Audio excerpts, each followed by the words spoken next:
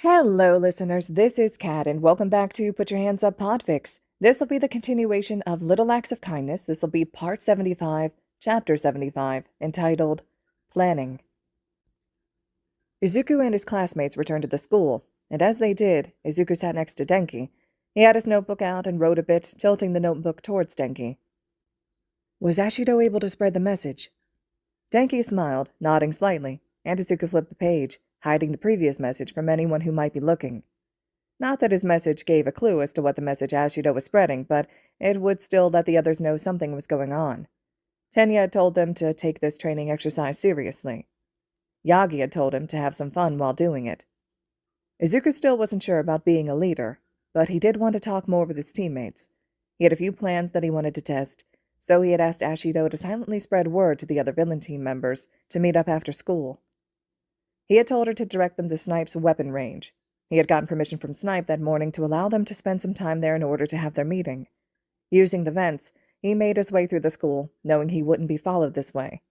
He dropped down into Snipe's weapon range, behind the couple of people who were already there, Nato, Bondo, and Kamakiri. Izuku started.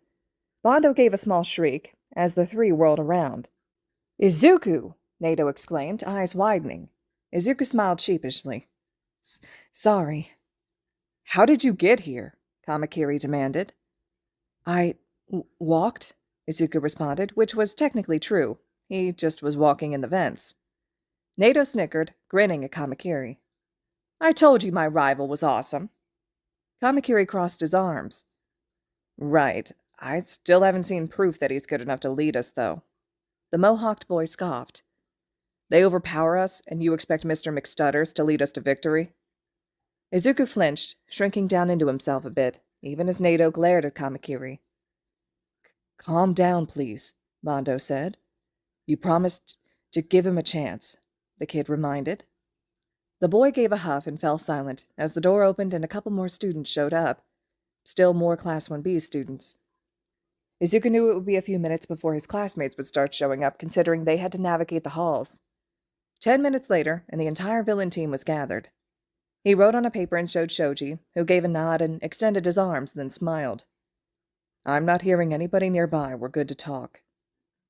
Right. Thank you, Shoji, Izuku said, steeling his nerves, as the 21 students looked at him. Thank you all for coming. I had a few ideas I wanted to discuss with you all, so we weren't going into the Civil War without a plan. I've read over the rule packet, and I saw a few things that could be of use to us, but I wanted to know if anybody managed to look at a hero packet. I caught a glimpse, enough to read a little bit, but I wasn't alone, so I couldn't be obvious, Ashido said, giving a bright grin. Izuku gave her a smile. What was the information? It was the location of the hero agency, she answered, digging into her backpack and handing over a piece of paper. I wrote down the address as soon as I could, so I didn't forget it. Izuku gave a nod. Good job, he complimented. Pulling out one of his notebooks, he looked at them. So I was thinking we could divide into smaller teams to deal with the goals, like a team to take over the power plant, or a team to take the mayor hostage, maybe a more generic team to attack and one to distract that works with the other teams to help them with their goals. Glancing around, he saw some of the students nodding, others staying silent. There was no immediate protest. That was good. Feeling a bit more confident, he continued. I have a few rough ideas for the teams, but I had a few questions before I can finalize anything. He paused and looked at them. Does anyone have any experience hacking? Various people shook their heads, but Denki smiled. I do. That earned him a surprised look from Ashido. You know how to hack? Yeah, he said. I thought it'd be good to know, since my quirk affects electronics. I can short-circuit them, sure, but that's not always the best approach. I might set off an alarm and let villains know I was on my way if I did that. Izuku jotted down the note, and then asked another question. Besides Hagakure, is anybody good at stealth? A girl with silver hair that covered one of her eyes lifted her hand. Izuku was fairly sure that her name was Yanagi. He gave a nod and noted that down, flipping and seeing she was the one with the poltergeist quirk, which could be really useful. Out of the Class 1B students, who is the most level-headed and calm? able to think while under stress. The Class 1B students looked at each other for a moment, before a guy with a short braid for his hair stepped forward. I am, he said, his classmates nodding behind him. Izuku smiled. And your quirk is scales, right? That's right, the boy agreed. Izuku noted it down. Scales would be such a great defensive quirk for the attack team, but being level-headed was useful, and he needed someone to manage their communications. Shoji was perfect for gathering information. All right, I have a few ideas for what I want to do, but I want to know if anyone has any ideas. I'll do my best to incorporate it if I can. Ooh! Ooh! Ashido said, bouncing up and down as she raised her hand. Izuku felt his lips twitch into a smile. Yes, Ashido. We should totally have cool clothes, like we should look snazzy. He blinked. Just imagine how cool it would be if we showed up looking all villainous. We don't have time to get costumes made, Sero said, though it would be cool. Ashido waved a hand dismissively. We don't have to have durable outfits, just regular clothes will do. Sure, they'll probably get torn up, but it's really just to make a cool entrance. We can switch to our hero outfits later. I like this idea, Kaibara said, giving a nod. All right then, what kind of clothes do you suggest, Ashido? Izuku asked. Ashido grinned. A suit for you, Midoriya. You'd look good in a suit. Kirishima should definitely have a tank top, though, and ripped jeans. Kaminari could go in a leather getup. She started, continuing on through various students, some getting suits, others getting leather. We'd look stupid if we did that. We wouldn't have any sort of theme, Aizawa grumbled. The pink-skinned girl sank down a bit at that. Izuku frowned. I like the idea, but also most of us would have to buy the clothes, he said, tone apologetic. Sero spoke up, giving a grin. My uncle's a clothes designer. He could do it, but we'd still have to pay. But I do think it'd be better if we had some sort of theme. Izuku tapped his chin. What if we themed it within the teams? So, like, I was thinking of pairing Denki with Sato and Tsuburaba. So if we did outfits based on Ashido's suggestions, then maybe they would all wear leather jackets and ripped jeans, he suggested, glancing at Ashido, who beamed. That sounds cool to me, Tsuburaba said, giving a thumbs up. How long would your uncle need to make the clothes for us? Izuku asked Sero. A couple days. If we go Friday, he'll have them done in time for us. So quickly? Ashido questioned in surprise. Sero nodded. Yeah, he's really good at his job. He'd be a little strained, but he could get it done for us. Right, so Ashido, can you design a few costumes, but try and keep more of a theme going? We want to look like one group, but there can be a few differences to show the smaller groups, Kirishima suggested. Ashido smiled. Sure. Do you know who's grouped with who yet, Midoriya? Izuku gave a slow nod. I think so. Yeah. Everyone looked at him, and Izuku flipped through his notebook. Shoji will be our information gatherer. He will report the information directly to Rin, who will give it to us as needed. Rin is in charge of communications with each other. Mineta and Sero, you two will work together to take hostages. Denki, you're our hacker, so you're going to have a lot of importance, but I also want you to be in control of the power station. Sato and Tsuburaba will be with you as bodyguards. Their goal is to keep you safe. Ashido and Aoyama, you two will rob various stores, not just the jewelry store, but food stores and other places as well. You'll be the main provider of all our supplies once we're trapped inside this simulated city.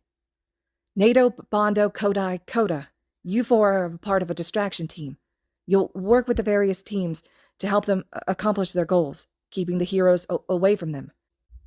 Kamakiri, Aizawa, Shishida, you three are the attack squad. You'll kill the civilians and attack the heroes. You'll also work with other teams to accomplish our goals. Kirishima, Kaibara, you two are going to be the demolitionists. You're going to destroy buildings, including the hospital. I was hoping you two could figure out how to make bombs to help our goal.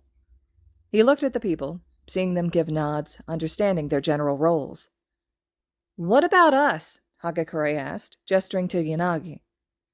I have a bit of a special plan, but it would also mean you're likely to be taken out as the very first villain captured. Yanagi tilted her head slightly. What are you thinking? An assassin. As our opening move, we take out Yaoyorozu. The rulebook says poisons are allowed, if we can find one to use or make one.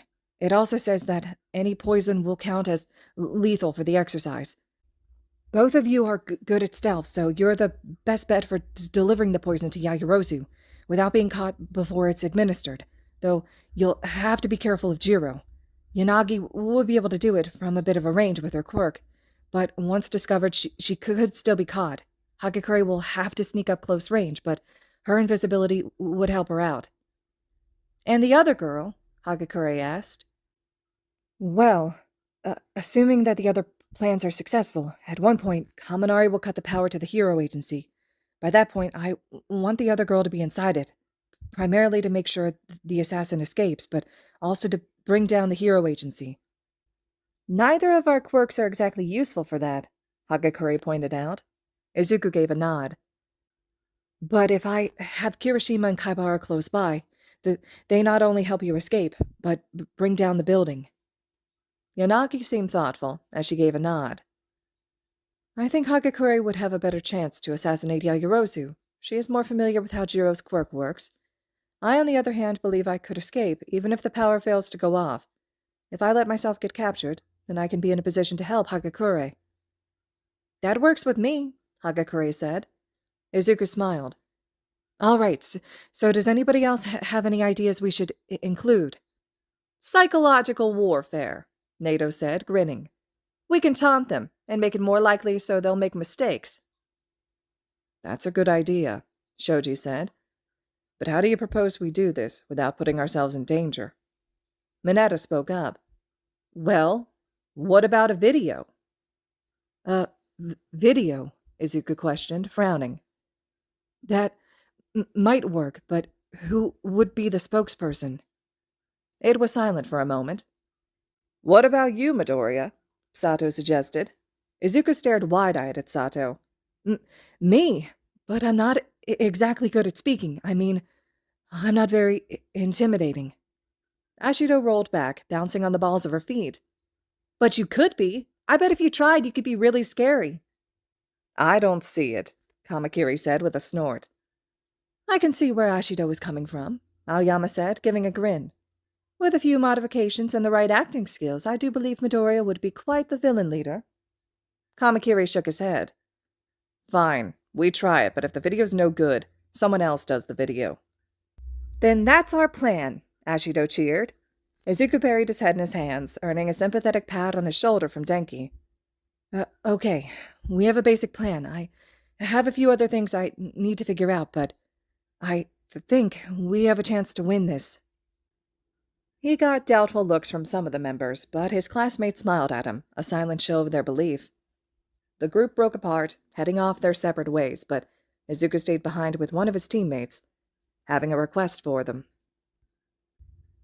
All right, listeners, this concludes Chapter 75 of Little Acts of Kindness. Chapter 76 will be up next.